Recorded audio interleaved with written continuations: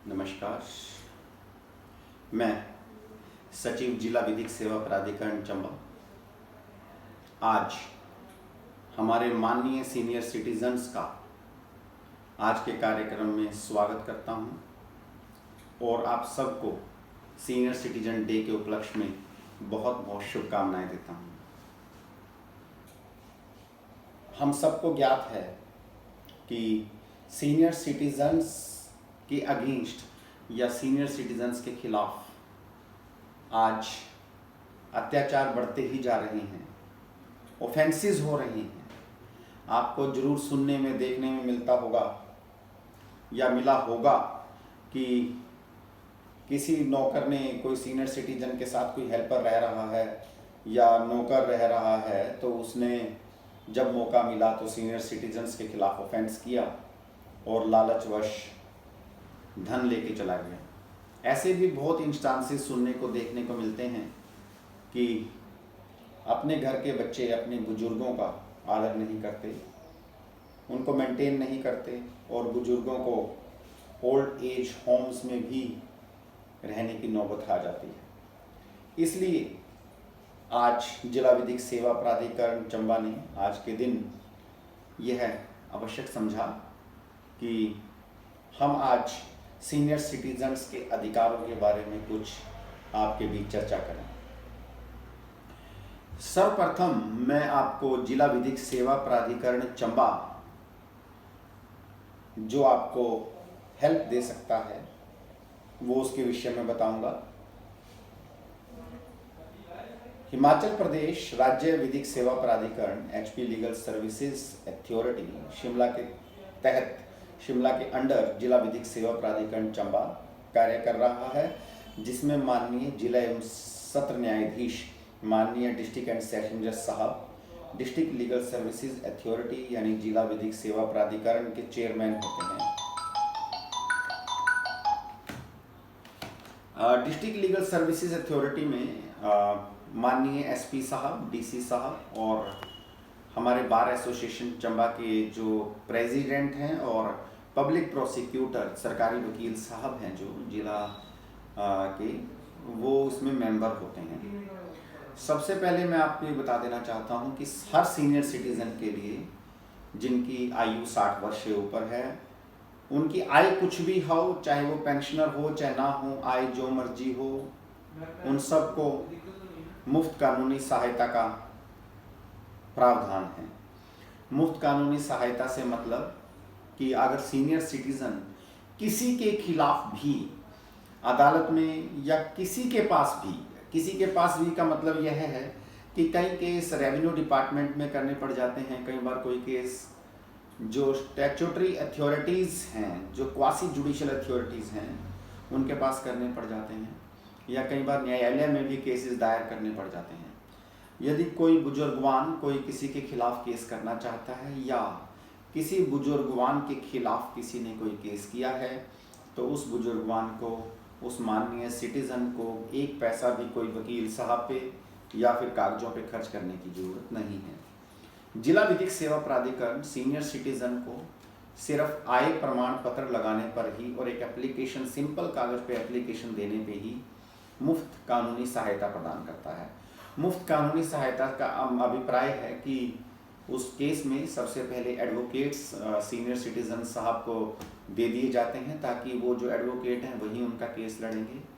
और उन एडवोकेट की जो फीस है वो जिला विधिक सेवा प्राधिकरण मापदंडों के अनुसार देगा। बुजुर्गवान जो हेल्प ले रहा है, लीगल एड ले रहा है, उसको कोई फीस अपने वकील साहब को, जो उनको वकील साहब दिए गए हैं, उनको देने की आवश्यकता नहीं है। उस केस में अगर कोई जवाब देना है, उस केस में अगर कोई केस दायर करना है तो कागजों का सारा खर्चा भी जिला विधिक सेवा प्राधिकरण देती है। गवाहों को बुलाने का खर्चा भी जिला विधिक सेवा प्राधिकरण देती है। यदि किसी कारणवश अगर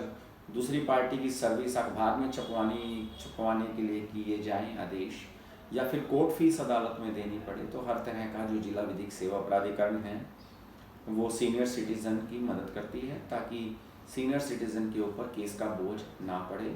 और उनको मुफ्त में न्याय मिल जाए।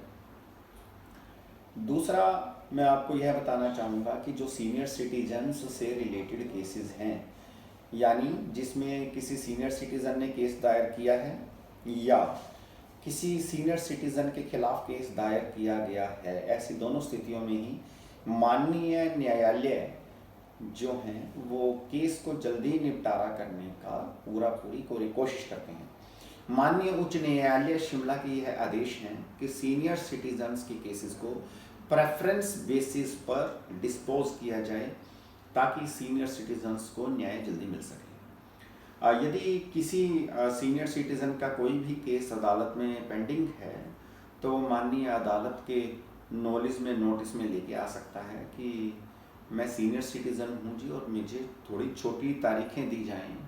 ताकि मुझे जल्दी न्याय मिल सके। और अदालतों का, माननीय न्यायालयों का यह दायित्व है कि वो छोटी डेट देके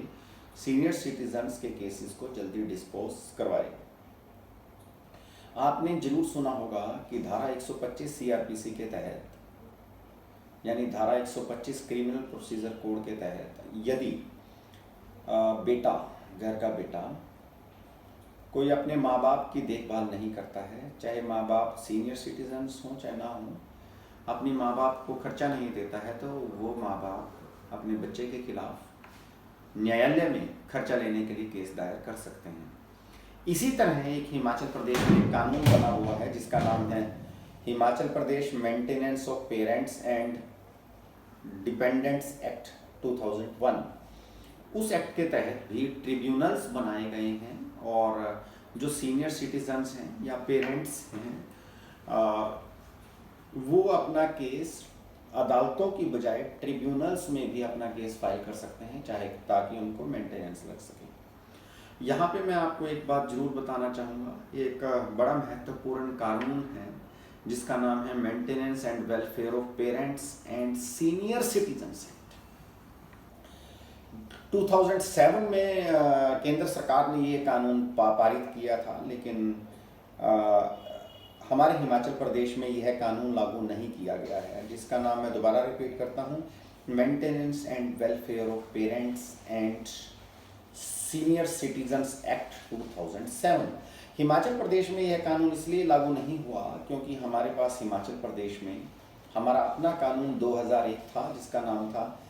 Himachal Pradesh maintenance of parents and dependents act 2001। परंतु मैं आपको यह आपके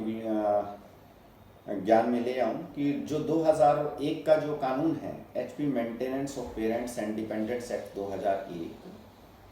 उस कानून में इतने प्रावधान नहीं हैं जितने कि maintenance and welfare of parents and senior citizens act 2007 जो केंद्र सरकार का कानून है उसमें है। और माननीय उच्च न्यायालय में केस लंबित है